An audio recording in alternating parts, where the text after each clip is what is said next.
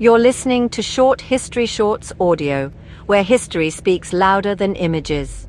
The fall of Egypt's Middle Kingdom is not a tale of cataclysm or conquest. It is a slow unspooling of the centralized machine that had once brought order, prosperity, and cultural rebirth to a land long fractured by civil strife. At its zenith under pharaohs like Senusret III and Amenemhat III, the Middle Kingdom had reasserted Egypt's power internally and abroad. Fortresses dotted Nubia, irrigation flourished in the Fayum, literature and high art reached a new sophistication, but beneath this polished veneer, fault lines were forming. The trouble began near the end of the 12th dynasty.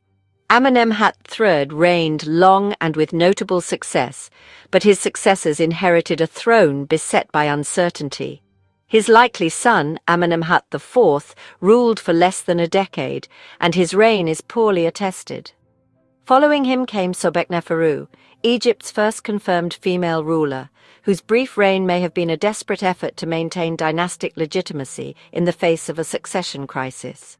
She ruled for only about 4 years, and with her death, the mighty 12th dynasty came to a quiet and uncertain end. What followed was a rapid multiplication of kings and a clear decline in royal authority. The 13th dynasty, though still based at Ichtawi near the Fayum, saw pharaohs come and go with dizzying frequency, some ruling for only months. Over 50 kings may have sat on the throne during this period, and few left behind notable monuments or policies. Administrative chaos replaced earlier efficiency. Egypt's once thriving bureaucracy began to buckle. The great tombs of previous pharaohs shrank in scale and grandeur, often unfinished or abandoned. Simultaneously, the power of provincial governors, or nomarchs, reasserted itself. In the Middle Kingdom, earlier pharaohs had curbed these local rulers through bureaucratic centralization. But now, with royal oversight faltering, many nomarchs ruled their territories like miniature kingdoms.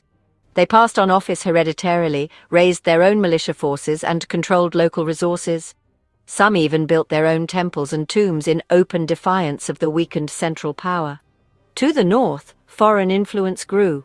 For decades, Asiatics, immigrants from Canaan and Syria, had settled in the eastern delta, especially around the city of Avaris. These people came in peace, engaging in trade and labor. But as the state weakened, so did its ability to monitor and assimilate them. The people who would become known as the Hyksos, rulers of foreign lands, gradually established dominance in the north. They adopted many aspects of Egyptian culture, but they also brought military innovations such as the horse-drawn chariot, the composite bow, and new forms of bronze weaponry. Egypt, which had long relied on infantry and simple bows, was militarily unprepared to resist these changes. As the central government collapsed into obscurity during the late 13th and 14th dynasties, the Hyksos seized power and founded the 15th dynasty, ruling much of Lower Egypt from their delta capital. Egypt was now divided. The Hyksos in the north, a fragile Egyptian regime in Middle Egypt, and the rising city of Thebes in the south. This was the beginning of the Second Intermediate Period, a time of fragmentation, regional rule, and cultural uncertainty. Meanwhile, the once thriving economic system of the Middle Kingdom disintegrated.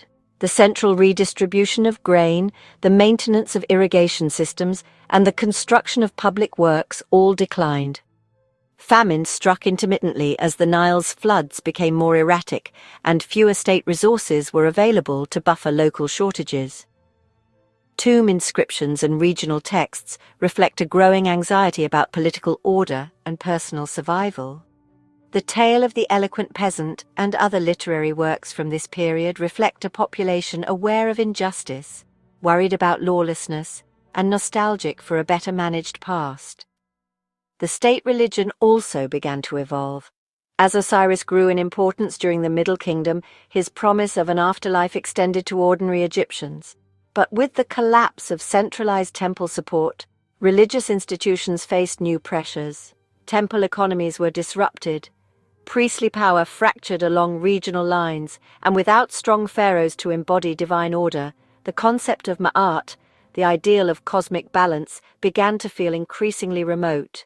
Yet amid this dissolution, seeds for future reunification were being planted.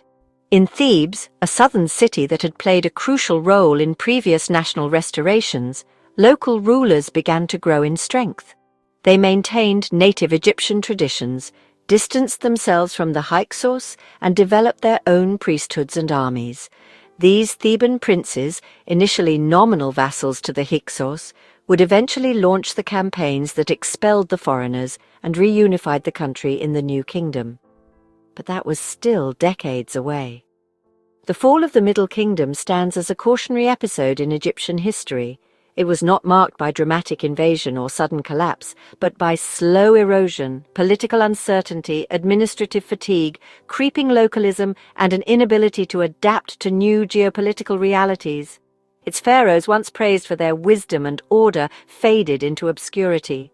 Its bureaucrats, once the envy of the ancient world, lost their grip on the vast machine of state, and in their place arose regional lords, foreign kings, and the uneasy silence of a fragmented nation. The legacy of the Middle Kingdom would live on, in its literature, its laws, its art, and its vision of an ideal Egypt governed by justice and centralized authority. But that vision, like the Grand Fayum Basin itself, was now silting up. The river of power had shifted course, and Egypt, once united from Aswan to the Delta, stood divided and vulnerable. The Middle Kingdom had fallen, not with fire and fury, but with a long, drawn-out sigh of decline.